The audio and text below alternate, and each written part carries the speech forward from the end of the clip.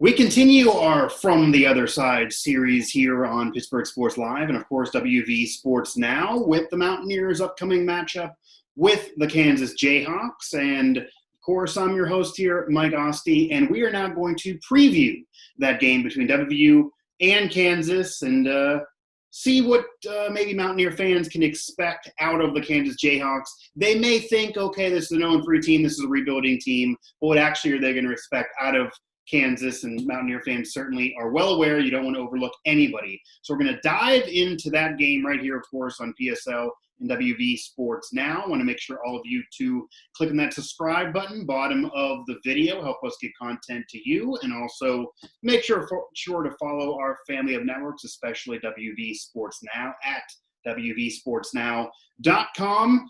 To join me to make this happen and to really cover the Kansas Jayhawks is somebody who's certainly all over the Kansas beat. It is Matt Tait, who is the sports editor and a beat writer with the Lawrence Journal-World and KUSports.com. So, Matt, I definitely appreciate the time.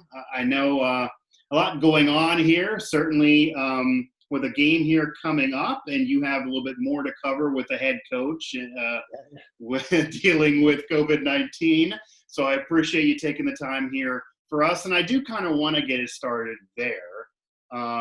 Makes sense. It does make sense, and of course, that is a little differences to this with Les Miles, who everyone's familiar with, certainly a known coach in college football world for some time. He ended up testing positive for COVID-19. Kansas had that bye, so it does provide a little bit of a bumper for him. And I guess I'll ask you, number one, how is he doing? How do you think his recovery process is going? And is he expected to coach in this game? I believe I was reading that he is going to make the trip to Morgantown because of that bye and the quarantine. But what's the story with Les Miles and COVID-19? Because that's certainly a factor here. Yeah, well, I mean, that's been their plan from the minute they announced that he tested positive. That was last Thursday that they announced it. Okay. And they said in the release then that they plan to have him in West Virginia coaching the team. And so, obviously, like you mentioned, that bye week came at a really good time for them. You hear that every year, every week, right? With every team that has a bye, it came at a really good time. It's so cliche, but in this case, for Les Miles, it did absolutely come at a good time. For everything that I've been able to gather, he was able to do Zoom meetings with his staff and kind of stay in touch from his house without having to go in throughout that bye week. But again, even if he weren't able to do that to the fullest extent of what he normally would do, he was doing it a good week. He could take a little bit of a break if needed. Right. But it sounds like his spirits are good. It sounds like his health has been good. It sounds like the symptoms have been very mild and that he's doing okay. So the most interesting thing about it to me was that's a quick turnaround. We keep hearing 14-day quarantines or whatever, and really the 10-day quarantine is the CDC guidance for 10-day isolation is what it is for someone who contracts the virus. So I was kind of doing the math, and when you announce it on Thursday and you got a game the following Saturday and you got to leave the following Friday, that's not quite 10 days, but I was able to get some clarity today, and I'm working on a story, kind of putting it all together right now, really just through the guidelines that the CDC has on their website, that it's basically 10 days from the onset of symptoms. So he had his first symptoms, and he actually took his test last Tuesday, October 6th. So when you back it up a couple of days, you do get to that 10-day period by Friday. And so I think barring anything crazy where maybe he's just not – something happens in that 9th day, the 11th hour, whatever it is, if he's just not feeling well enough or gets guidance from the Kansas team health medical officials or anything like that to not go, then that would be about what would keep him out, the only thing that would keep him out. But I think the calendar works out in his favor. The timeline works out in his favor, and so I think the expectation is for him to make that trip and to be there and to be through that 10-day period, where again the CDC data says, hey, everybody, you can discontinue the precautions and the isolations after that 10-day period. The data shows that you're not spreading it anymore and you're not infectious, and so that's big news for him and big news for the program. We talked to some coordinators this week on Monday about just what it's been like, and some players, and what it's been like to not have him around the facility. And obviously they said it was just different, a little weird. You get used to seeing him, and he's the head coach. So definitely a different vibe without him there, but business as usual otherwise. Yeah, and the 10-day thing is a big deal, pushing it back to when he actually took that test, because it sometimes does take a couple days to actually have those results come back from when you actually do take the test. But, of course, us journalists here are generally not also math majors. So, yeah, we had to extend the timeline there. But, the 10 days wouldn't have worked out initially if it wasn't for pushing it back there from when he actually took the test. But, yeah, it's nice to see. I'm sure Mountaineer faithful would agree that everyone wishes Les Miles well, and you want him there. He is the face of that program right now, really, despite being new in his tenure. And it certainly could be different for a team that, I don't know, maybe that could be a little bit of a disadvantage coming in despite the bye, that he's leading practice on Zoom isn't the same as doing it on the field, I'm sure. And coordinators, while they know the team, they're not head coaches. This is not a veteran staff necessarily, so that could also be a little different as well. But either way, Les Miles appears to be there, and either way, whether he is or he is not, the Mountaineers and Jayhawks are going to take the field for a noon kickoff this coming Saturday. Now, you mentioned Kansas coming off of a bye. This also is a very weird scenario that there's hardly a room for either team to say that one has an advantage or not, because the Mountaineers are coming off of a bye as well. Granted, their head coach didn't have a COVID-19 to deal with, but both teams are coming off a bye, and both teams potentially are dealing with being cold because of that. WVU with already multiple byes this year because of a scrap in a game, because of what's going on with the pandemic.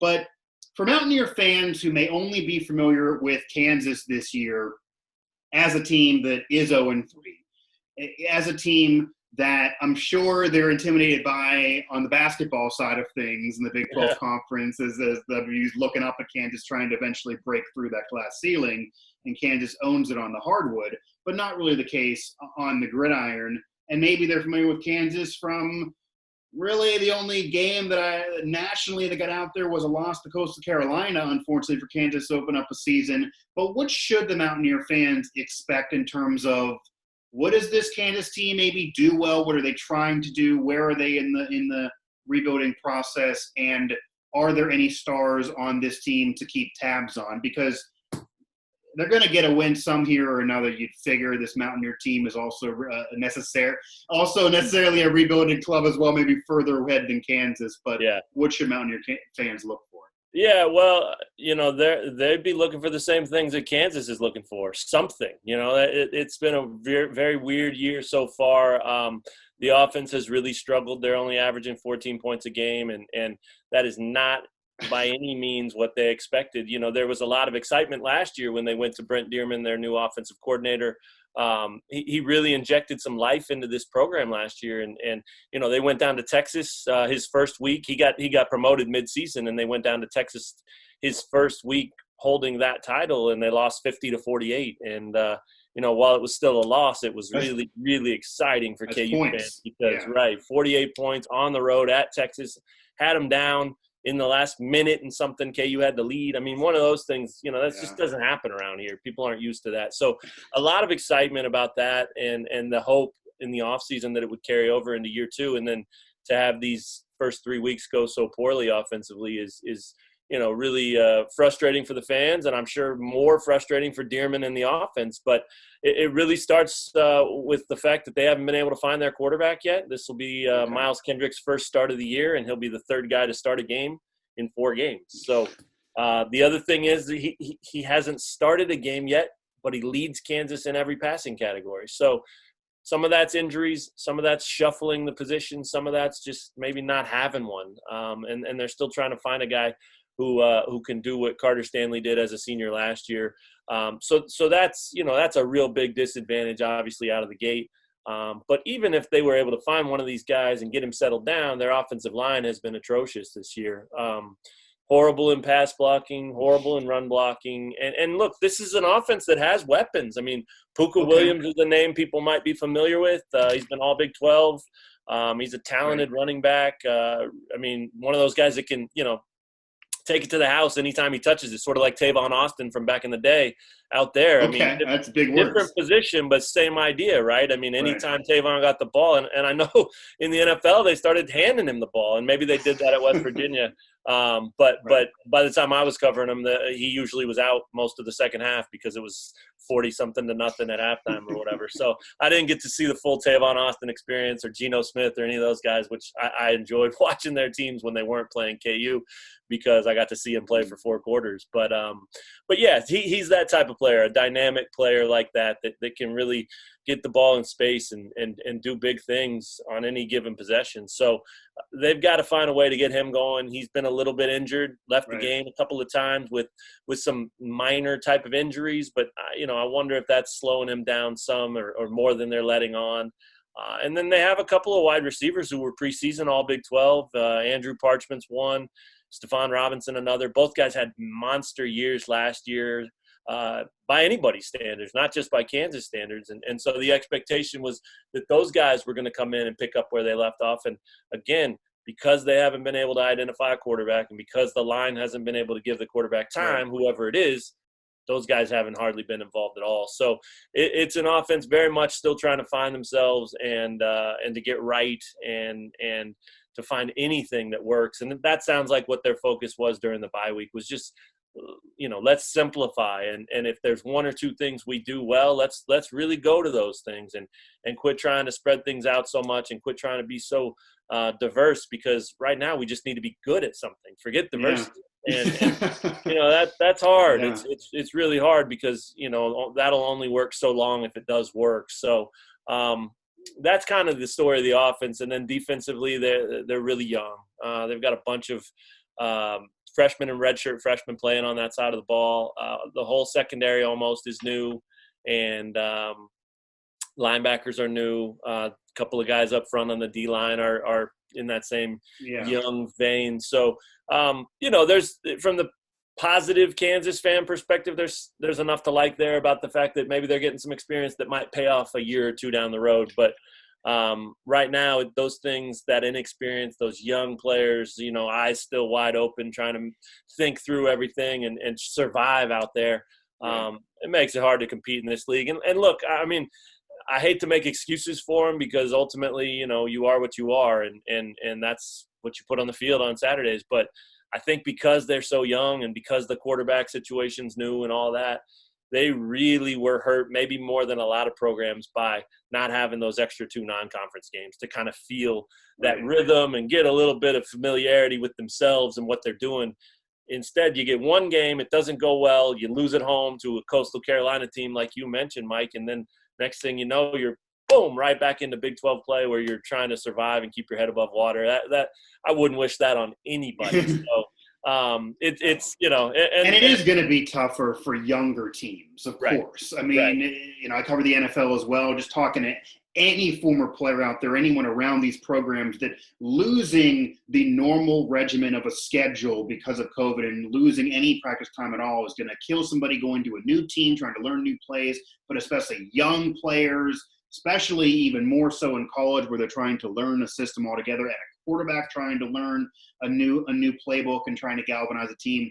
Absolutely. It is an excuse, but it's a legit excuse, and it's going to hurt the younger teams more than some of the veterans. And we've actually seen here in the Big 12, even veteran teams that have a tradition of winning, that have a younger team because, say, a new quarterback is there, they're starting off to sluggish starts, maybe because of the offseason situation being different. Yeah, I'm talking about Oklahoma.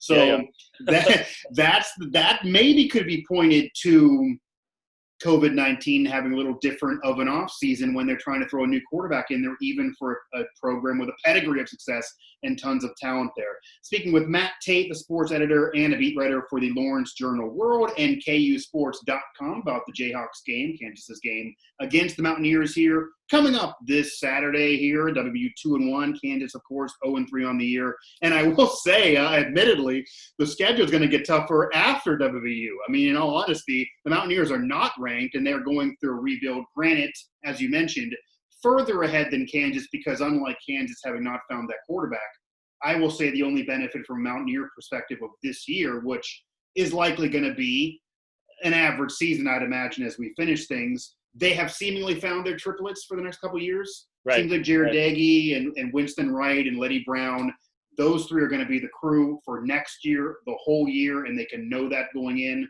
So that is an advantage in terms of rebuilding.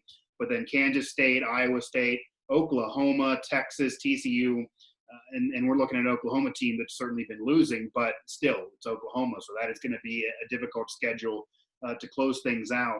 Now, Matt, what I do want to ask you about here is kind of where we started a little bit, because the other end of the glass half full being, okay, he had that bye, so he didn't have to miss a game. There could be a glass half empty off of what you're just saying in terms of this being a young team that needs practice, needs to learn, needs to be around a veteran coach, especially one who's won at the highest level, and the head coach loses the most practice you can get in terms of the most time with the players away from worrying about one club in particular and be able to maybe throw some kinks in there and try plays out or even get with the young quarterback. That's all gone. I'm sure he tried via Zoom. But to lose that may also hurt this team, and that could be a situation for WVU maybe to try to get out in front in this game, which they have not been able to do as much this year, playing kind of roller coaster rides. What I also want to ask you about, though, is Les Miles in particular. I mean, obviously he's dealing with COVID-19 right now. Obviously everyone wishes him well for that, and he is the head coach of this program. But what's the perception about him as the head coach of this program separate from COVID-19? He came from LSU. He won a national title there. He built that program back up to glory, and we know where they are now. He started that there. He did it in the SEC, which is very, very tough. But he's now at a program that, let's face it, is a basketball program first, not the case at LSU. I mean, they have a pedigree of Shaq, and that's basically it. So a little different scenario in terms of the rope he may be offered, the fanfare around the program. And last year, despite the points and despite some competition and some of those stars having great years, 3-9, but his overall record's 145-67. What is the perception of him at Kansas? How much rope do you think he has? Does maybe this year, because of COVID and his diagnosis, buy him some time? Or what is the situation in terms of him at Kansas? Is his seat hot or warming up at all, since now it's another miserable season, it looks like? Yeah, I don't think so. I mean, I think that obviously fans are going to be frustrated if it continues to go like this. And, you know, they lost 2 weeks ago, 47-7 at home. Right. Before that was 47-14. Yeah, it's 40-plus points allowed in 2 of the 3 games and 38 in the other. So defensively, it's rough. So nobody's going to be excited about that. That's how fans go, and they shouldn't be excited about it. That's you know, they've got a lot of work to do, as you mentioned, against the harder part of their schedule to make the last 5 games of this year better than the first 5, or the last 7 better than the first 3, or whatever it is. So back to the math thing again. Yeah. But I think that, you know, I mean, in general, there was a lot of excitement when he got the job. You just don't get a guy like that at Kansas, especially when Kansas is down in the dumps like it's been for the I was surprised.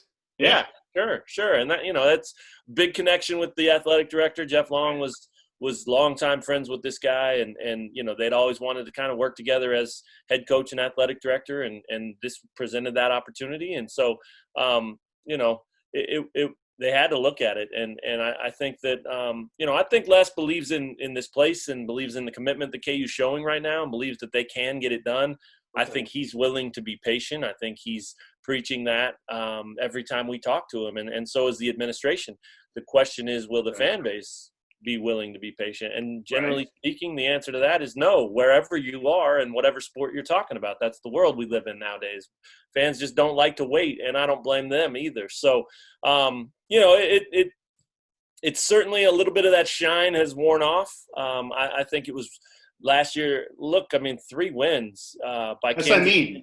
Is there a concern of a regression? I mean, this could be a worse season. Yeah, I think, yeah, I'm sure.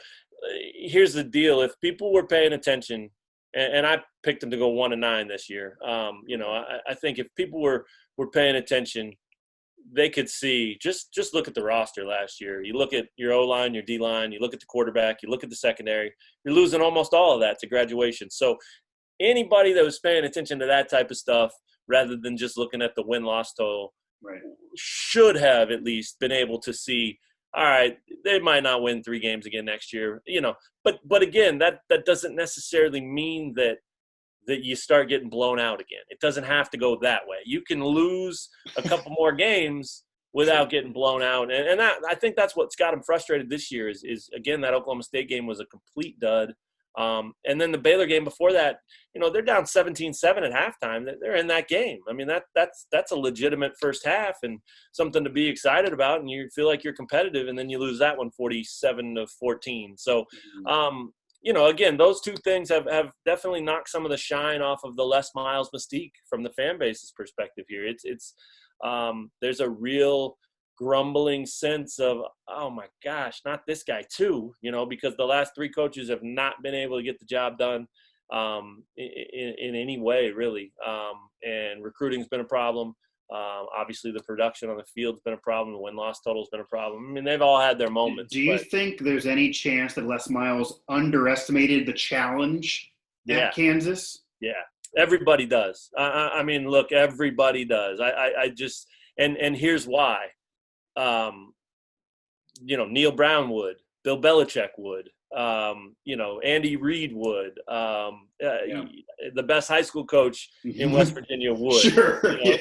And here's the reason. It's because you can't possibly be prepared for it. I mean, until you get here, you can think that absolutely how it's going to look and how it's going to be and how hard it is and all that. But until you're in this situation and actually in that office and dealing with everything that comes with this program right now, it's just impossible to know. I know Charlie Weiss, that blindsided him when he took over. I think, he took over for Turner Gill, who was really underwhelming in his 2 years here. And I think Charlie came in with the idea of, well, hey, gosh, all I got to do is win 4 games and I'm a hero. Well, let's go. This will be easy. And, it never happened. Especially in contrast to where he came from.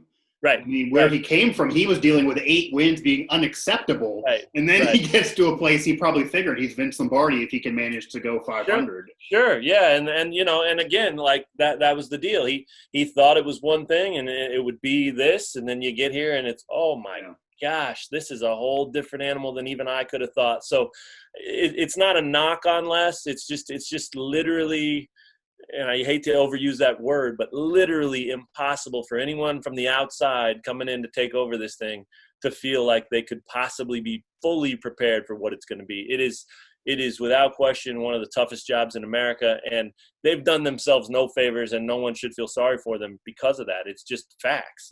This past decade has been a downhill spiral or a downward spiral and a lot of bad football and a lot of bad afternoons in the fall. And they're desperate to try to climb out of it. And, the one thing Les is doing that's got people hopeful is, he's committing to building it, not just Band-Aiding it, but building it. And so his first 2 classes have almost exclusively been high school recruits.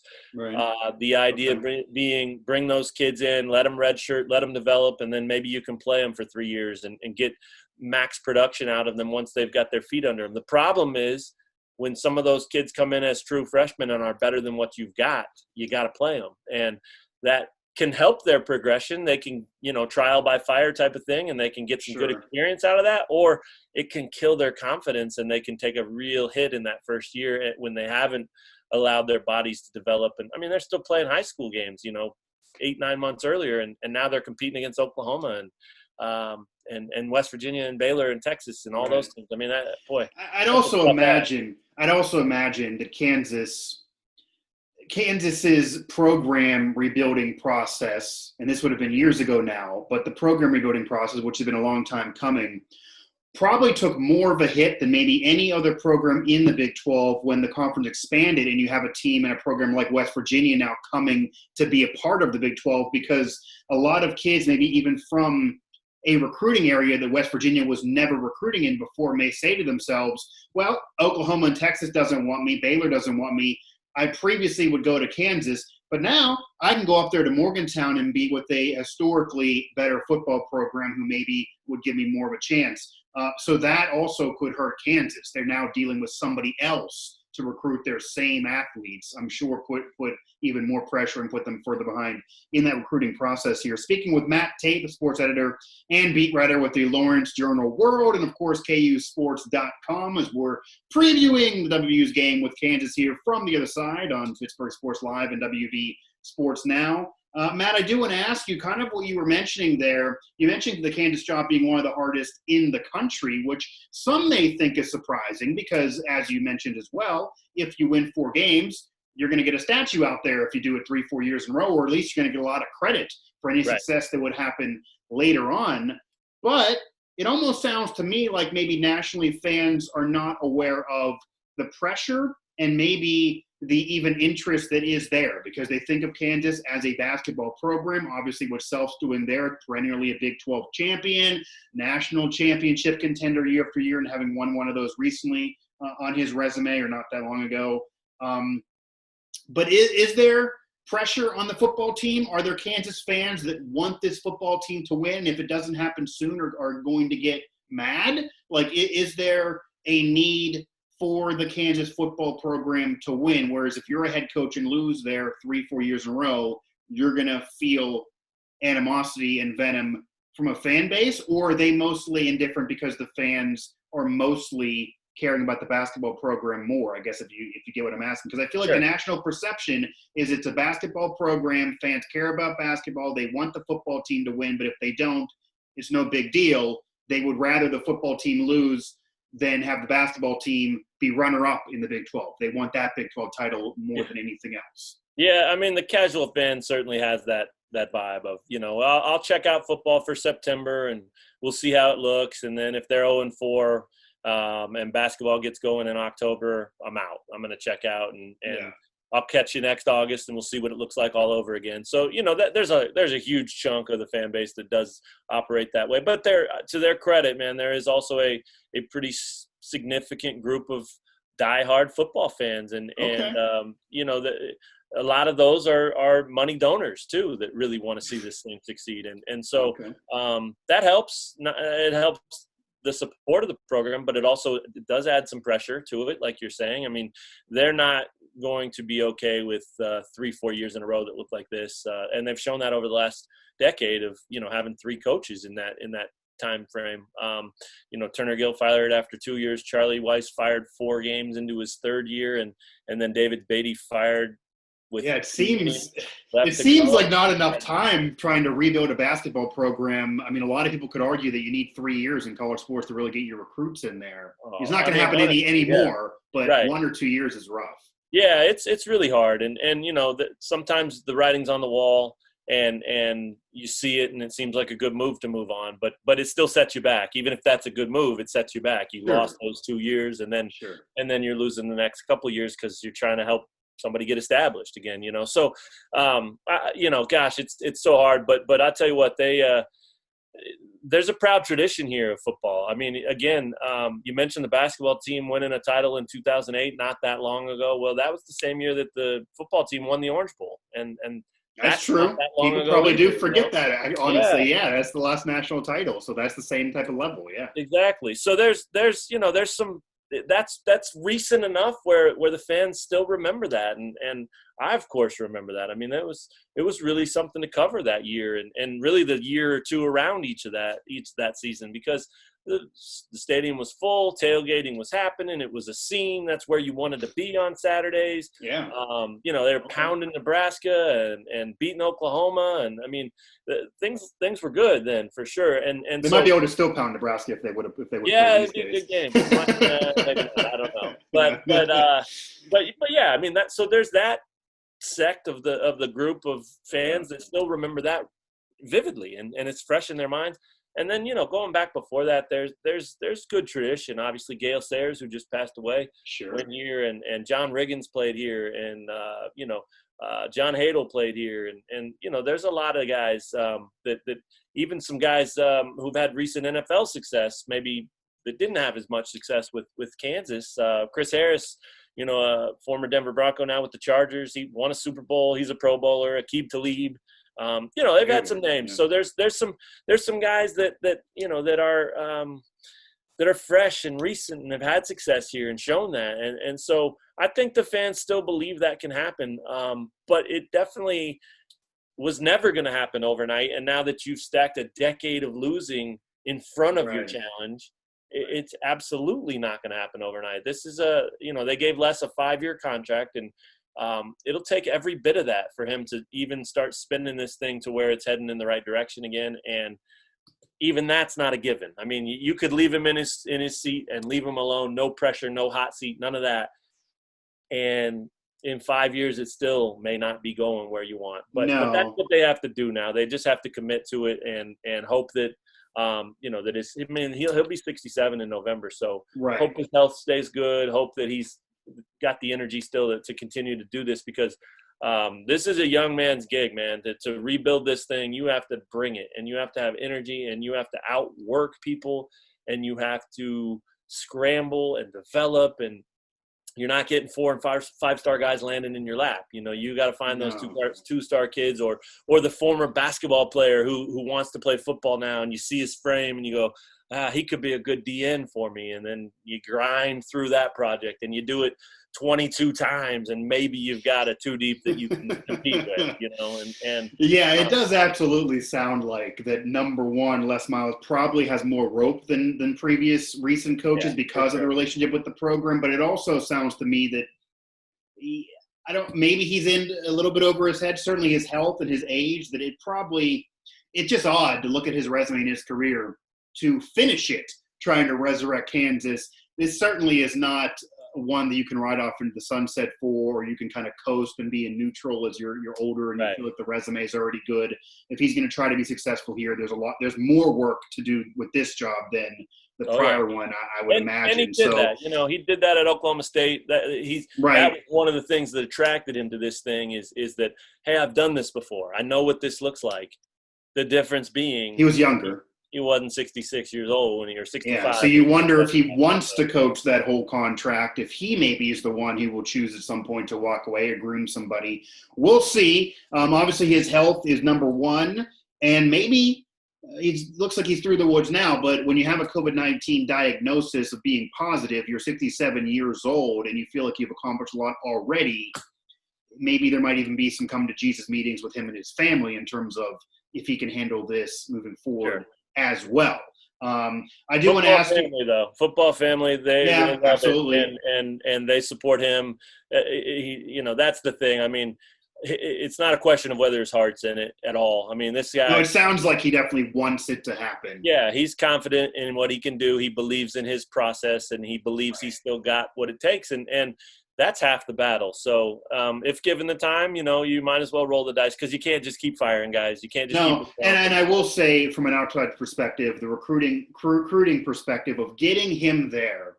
And there are coaches who've said this to me before. Dave Wanstead actually said this when he used to do this at Pitt, that if you are in any borderline situation, or even if maybe you have a rebuilding process, and this sounds crazy, but if you're able to sit in front of a kid's home and flash a championship ring or flash some success, that could turn the tables to you. So just his past success and his name being out there, and these kids will have heard of him, you would figure, or a better chance to have heard of him. That could certainly help him recruiting-wise, that somebody else who would be a previous coordinator or somebody else he's grooming now would not have. Well, at least their parents too, right? And their parents as well could teach the kid if they were too young. Yeah, that's kind of the wheelhouse I'm looking at right now. Those guys remember when he had an LSU rolling, and the kids might not remember that. They might have been 6-7 years old, but that's crazy to think for us, actually. Yeah, that a kid might have been 7 years old in 2007. I remember it. Yeah. So that might have been the case. Maybe the child was actually 7 or 8 years old, not even in 2007. But even still, his name and his reputation precede him, and they're recruiting. He's gotten KU in a lot of doors that they wouldn't have otherwise got in, and landed a few kids because they call him the closer and they believe in him, and the coaching staff believes in him. They go find a kid, and then they bring in Les and say, here's our guy, here's his ring, like you're talking about. Like he's done it before. There's actual proof with the pudding here and what he's trying to sell. And the list of NFL guys that he's got, he can throw that out at anybody and say, hey, I know how to get you there. And it's no lie. It's not BS. It's legitimate. And so, that's part of the process, and that's something that also will take time because it's still Kansas. So he's kind of fighting against that. But man, if you're Kansas, you'd rather have that going for you and hope it helps. And see what you can do with that. So right now, it's all about recruiting, and it's all about sustaining, and it's all about, honestly, this year's win-loss record, it doesn't really matter. I mean, I really – no one wants to go 0-10 or even 1-9 or 2-8. None of that sounds good, but sure, as long as they can find a way to compete and be in some of these games to where those kids that they've got committed right now don't start looking elsewhere, then I think they can build something. But if those kids jump ship, and they did just last week lose a kid, a wide receiver who picked KU over Oklahoma this July, and that was a big get for them. And he's seen 3 weeks and he decommitted and he's out. And so I would imagine. Yeah, I would imagine that losing to Coastal Carolina back-to-back years is not helping that cause. Why not go to Coastal Carolina? That's what I'm saying. I mean, that was really unlucky because of the way the scheduling with COVID. After midnight, with the way the schedule broke out, Kansas was national TV. Yeah. They're on there, and they're losing to Coastal Carolina, and everyone's sleeping on the couch after they finished watching Alabama and Georgia and all those teams. They're thinking they're wiping Kansas. Oh, they're losing again. It's Coastal Carolina, and they see the graphic from last year. So that's not a positive at all. I went through I was up till 4 a.m. writing about that. I'm sure you were, because that was the longest upset loss I can remember watching, as I'm sure you can recall as well. Yeah, it was different for sure. Yeah. But what I do want to ask you here as we close things, Matt, and obviously it's the rebuilding season. I want to do these every week, regardless of what the Vegas odds are coming into the game. And I didn't want to make this as a Kansas Bash Fest because, again, Mountaineer fans certainly know nothing is guaranteed in their rebuilding as well. But this is an 0-3 Kansas team. Mountaineers 2-1. They're riding high off of a double overtime victory to a team that Kansas lost to in Baylor. And that Baylor team, many thought to be a dark horse in the conference this year. And while they did lose to Oklahoma State, that's a team that had a Heisman candidate coming into the year as well, that also has been playing very, very well. So this Mountaineer team might sneak up on some clubs. But if Kansas – and I'll ask it this way, I've asked it to pretty much everybody. If Kansas would somehow get this win, because it probably is – You lost me. If something would happen and Kansas would get this win, what would have to occur? Obviously, if they lose, it's just going to be normal process probably for the Mountaineers being too talented. But if Kansas would get the win, what would have to occur? Is it just simply the Mountaineer wheels are going to be falling off here and Jared Davis throwing 4 picks? Or can some other recipe lead to a Kansas win potentially? Yeah, well, it's 2 things, and I like the way you asked the question because it's certainly within the realm of possibility. People ask me all the time, how do you cover this thing? And it's easy, I mean, it's 0-0 when I get to the game, and there's a final score at the end, and I got to tell you why and how, and that doesn't ever change for me. I've covered some bad seasons too for teams. Yeah, you get it. So anyway, to answer your question, I think that the 2 things that would have to happen: number 1, turnovers for sure. Kansas has no takeaways so far this year, 0 in 3 games, and so they've got to find a way to get the ball and have their defense help their offense a little bit, and I know they emphasized that during the bye week, and of course that's an emphasis for every program, every team, every coach, every week. But this team could really benefit from that more than any, probably, because they just haven't had that yet this year. So if they can win the turnover battle and maybe get a couple of takeaways, that would certainly help their chances. And then the other thing is really easy. They've got Puka, and they've got a young sophomore named Belton Gardner, who's another really talented running back. There's talk of putting them on the field at the same time.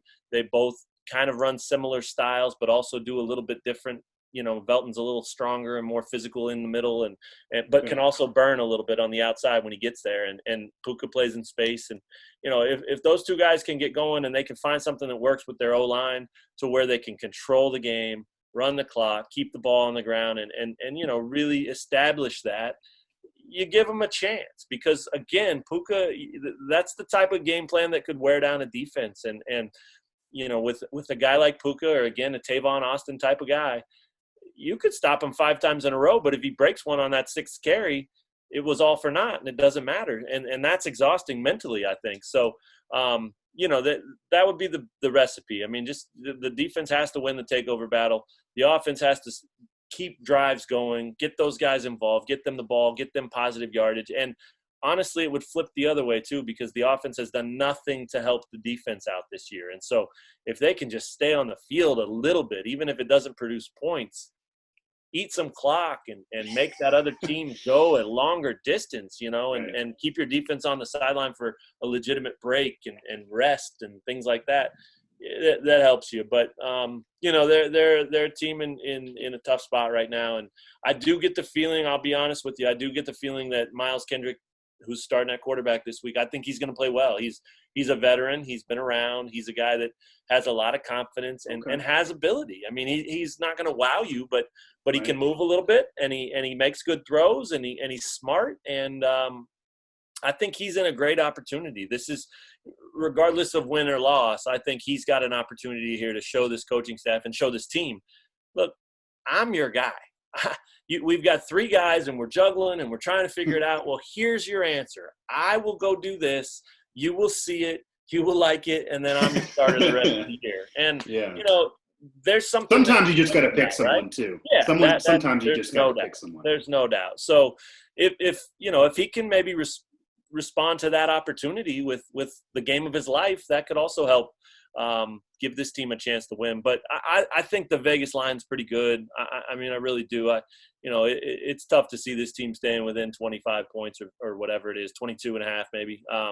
It's really hard because, that's – I mean, even if you only lose by a touchdown a quarter, there's a 28-point loss, and I guess that, So that's a lot of points, though. That's a lot of points, and this is still a Mountaineer team that is rebuilding. I'm certainly not saying WVU is going to lose this game, but any bettors out there? I don't know. That almost sounds like a sexy line. Don't put it on me. No, I get a lot of guys text me every day, every Saturday. Hey, what do you think of this line with KU? I said, don't do it. And they say, really? And I say, here's the reason why you can't ever bet on KU and take the points. Because if you lose that bet, you'll kick yourself for days saying, I should have known better. And that's how I look at it this week. So I think West Virginia gets into the 40s again. And the question will be, can Kansas get into 20, 30 points? If they can, they'll cover. And if they if they struggle to get 14 again, then it'll be a West Virginia cover, and that's another week down. So and doesn't get any easier for Kansas by any means here. I will also say, and this might be a happy way maybe for Kansas fans to close things, that the Mountaineer team is certainly known to make mistakes and turn the ball over. Sure. So they're good. Now they got lucky against Baylor that they would do that. They would lay it on the ground, and Baylor just could not take advantage. Kind of like you mentioned, that they would have turnovers, but it would just mean nothing because they get off the field really fast. Right. If Kansas could take advantage of the inevitable mistake that Jared Diggy will be making, even Lady Brown could fumble, that then could give them a chance to cover or at least be in this game early. And being in the game early is the way to stay in the game later. Obviously, it can get out of hand from then on if they do not. So there will be chances, maybe more chances in this game than, say, coming up on that schedule for Kansas. But we will see. Obviously, a tough road for Kansas as they're in the midst of the rebuilding process. Les Miles' health certainly is the number one priority right now, I'd imagine, on the mind of Kansas fans. And just seeing how this season goes in comparison to last year, but obviously a different team, and that process for Les Miles. Very interesting, I would feel, nationally, for people just to see what Les Miles can do there because of the challenge of the job, the difference of the job from where he came from, maybe the surprise factor of him even taking the job. Matt, I definitely appreciate the time there. Matt Tait again, sports editor with the Lawrence Journal World and KUSports.com. we'll have to get together and talk some basketball as well with that season about to get started. And I do know that I'm sure a lot of Kansas fans already have their mind there. And then any comments that any of your fans feel like I was beating up on you with Kansas in football, I'm sure you can come back at me when we do a basketball one of these. They love the West Virginia KU rivalry. It's been a lot of fun, the last several years with all those guys that Huggins has had and all those guards and the style. I'm sure it has been fun for Kansas. Yeah, it has been. It really has. And of course, Kanate, I mean, what a beast he is. And Culver. I mean, those guys, they're great. I love watching Huggins teams play, and I love coming to the Coliseum. I heard you got a new video board in there. And some renovations. So it's crazy that we're gearing up for another season of that already. But that's 365 days a year around here. It doesn't. I'm sure, and certainly. It's kind of a little bit of that around Mountaineer Nation with Huggins there as well in the Final Four run recently, and I know that's a big deal for Mountaineer fans as well, that Kansas game. But from the other side, of course, for the name of the series, Mountaineer fans feel like that's the glass ceiling they have not been able to crack. I mean, that beating Kansas, especially for a conference title, would be a big deal, maybe almost as much as getting back to a Final Four for the WVU program from that perspective. They've been so close. It is probably, basketball-wise, one of Kansas's top rivals, I'd say, over the last decade, certainly since WVU entered the conference as that other team that could legit threaten nationally. But Kansas is still the big brother around the block here, I would certainly say, on the hardwood, but maybe not so much on the gridiron. So, again, appreciate it. Matt, thank you. Of course, want to make sure you keep watching these, subscribe to that video on the bottom of the channel here. Click that button and help us out. So, again, Matt Tait, the sports editor and beat writer with the Lawrence Journal-World and KUSports.com. We appreciate the time, man, and we will definitely talk again once the tip-off of that college basketball season gets underway. That's not too far off now. Yeah, sounds good, man. I appreciate you having me, and enjoy this weekend and the rest of the season. No problem, man. Thanks.